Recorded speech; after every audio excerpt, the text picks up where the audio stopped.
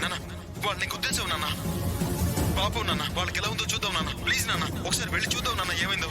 సిద్ధు, మనం వేయాల్సిన nomination time అయిపోతుందిరా. వాళ్ళకి ఏం కాలేదు, వాళ్ళని చూసుకో. నాన్న ప్లీజ్ నాన్న, నువ్వు పద. వెళ్ళి చూసొద్దాం నాన్న, ఒకసారి వెళ్ళి చూసొద్దాం నాన్న.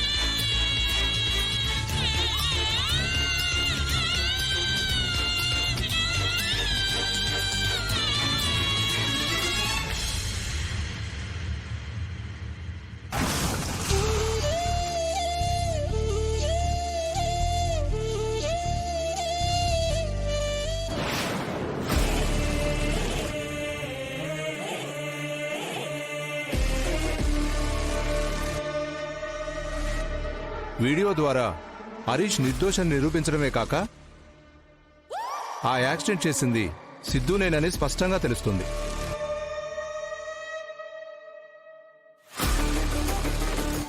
పైగా ఆ నేరం తనే చేసినట్టు స్వయంగా అంగీకరించాడు కాబట్టి ముద్దాయిని నేరస్తుడుగా ప్రకటిస్తూ బిఎన్ఎస్ సెక్షన్ 106 ప్రకారం 5 సంవత్సరాల సాధారణ జైలు శిక్ష విధించడమైనది.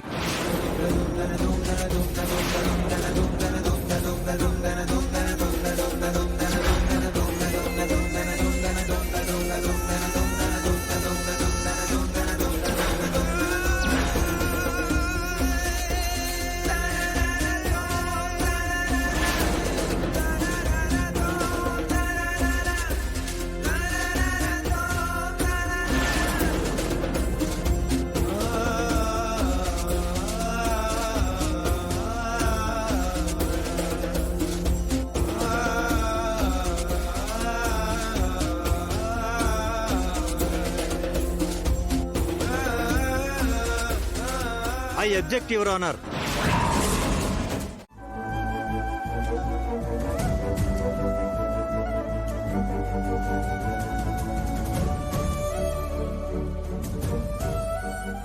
తులసి,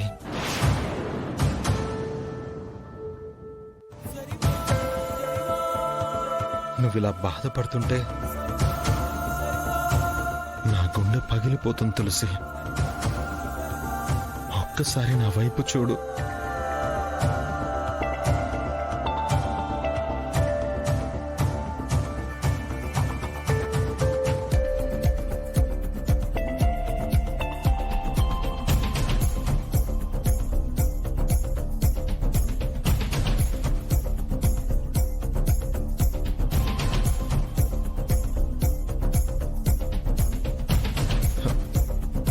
ఒకసారి తులసి లేదు, గెలసి లేదు. నువ్వు చేసిన మోసానికి నిన్నిక్కడే నరికి పోగులు పెట్టాలి. కానీ నా చెల్లి భర్తవైపోయావు.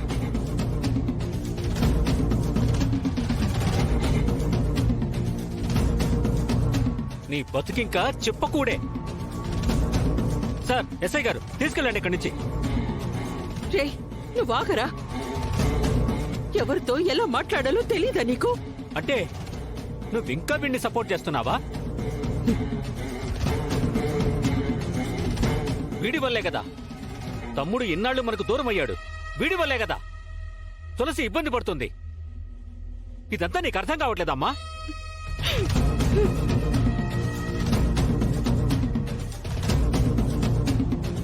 మంచివాడివని, మనసున్నవాడివని అనుకున్నావయ్యా. కానీ మనసులో ఇంత విషాన్ని నింపుకున్నావని మేము గుర్తించలేకపోయాం.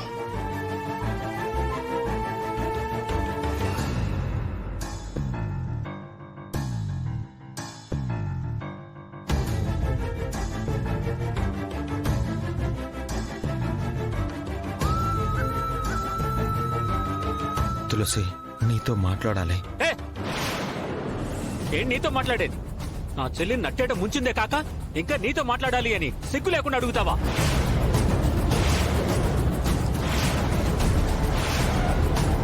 ప్రేమ పేరు చెప్పి నా చెల్లిని నా కుటుంబాన్ని మోసం చేసిన నువ్వు అర్హంతకుడితో సమానం రా. అన్నయ్య ఏంటి నువ్వు? కనీసం బావగారు ఏం చెప్పాలనుకుంటున్నారో చెప్పనివ్వు. ఇందాక నుంచి ఒకటే మాట్లాడుతున్నావు. ఏం చెప్తాడు?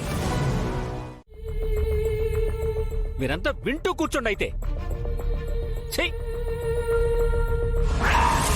ఎరా, పెద్దింటోడు అయినంత మాత్రాన పేదింటమ్మాయి జీవితాన్ని నాశనం చేసేస్తావా?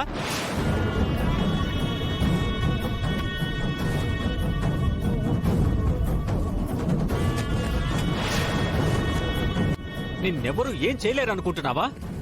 కానీ పైన దేవుడున్నాడ్రా, నిన్ను మాత్రం వదిలిపెట్టాడురా. నా చెల్లి జీవితం నాశనం అవడానికి కారణం నువ్వే.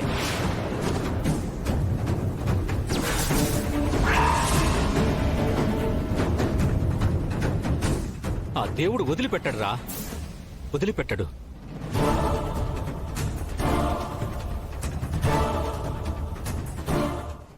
సార్ ఎస్ఐ గారు, వాడు మాట్లాడేది ఏమీ లేదు. తీసుకెళ్ళండి సార్, తీసుకెళ్ళండి. రండి సార్, రండి. సార్ ఒక్క నిమిషం.